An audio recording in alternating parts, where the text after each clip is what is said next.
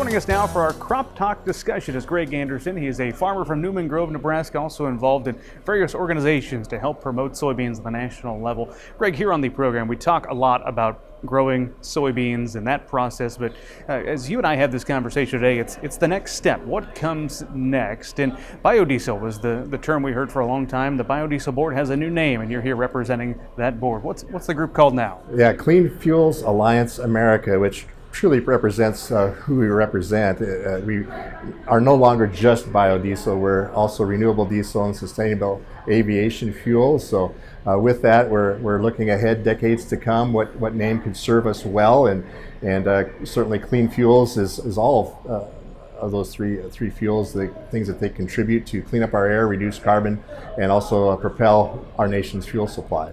Well, things have gotten, I'll say, a little bit complicated. I feel like they happen quickly in this space when it comes to biodiesel. Now the term renewable diesel out there. What matters? What should our viewers know today? Yeah, biodiesel is generally blended with petroleum diesel. It goes through a process called transesterification. It's removing the glycerin out and then processing it into making it a fuel that can be blended with petroleum. Renewable diesel is a whole different chemical process. It's not any shape or way formed with the biodiesel process. It's used with hydrogen, and usually plants have much more gallons production that come out of that, and most of the renewable diesel production is found in the Gulf states. And so with that, the same agricultural feedstock though is being used, soybean oil primarily. We're seeing much growth with soybean oil and just with the new crushing plants that are coming across the country.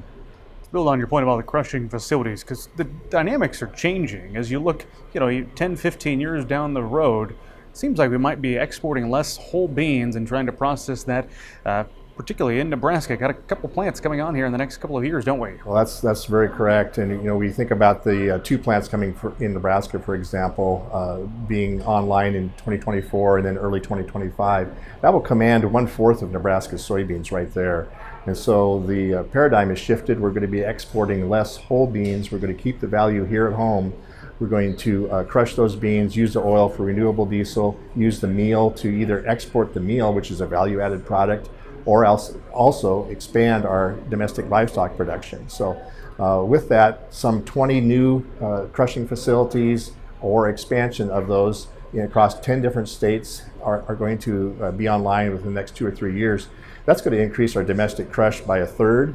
It's going to propel this market even further to bigger volumes of renewable diesel and biodiesel. And we're seeing really the basis going to improve with crushing plants close by. We're going to see more demand for soybeans, certainly. And it's a good thing for Nebraska soybean farmers as well as soybean farmers all across the country.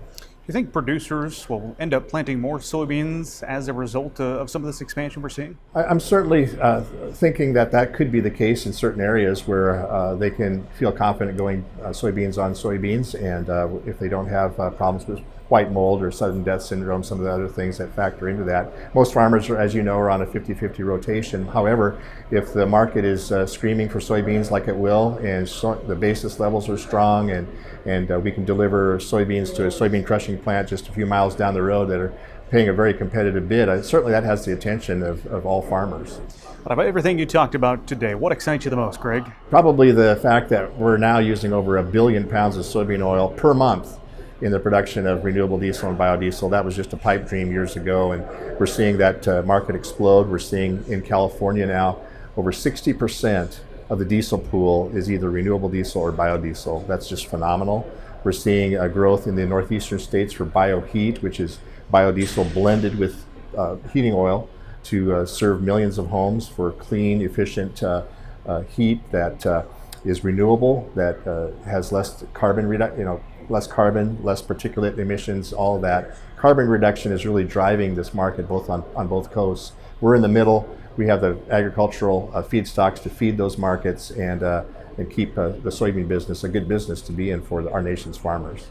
People want to learn more about some of the exciting developments. They don't have the chance to see all the presentations you do on the national level, but what's the best way to keep up? One of the websites fantastic. Go to cleanfuels.org, simple, cleanfuels.org. There's an abundance of stories on there. They can answer technical questions that people might have, as well as a lot of stories of where this fuel is being used and where it will be used in the future. Greg Anderson, our guest here for our special edition of Crop Talk.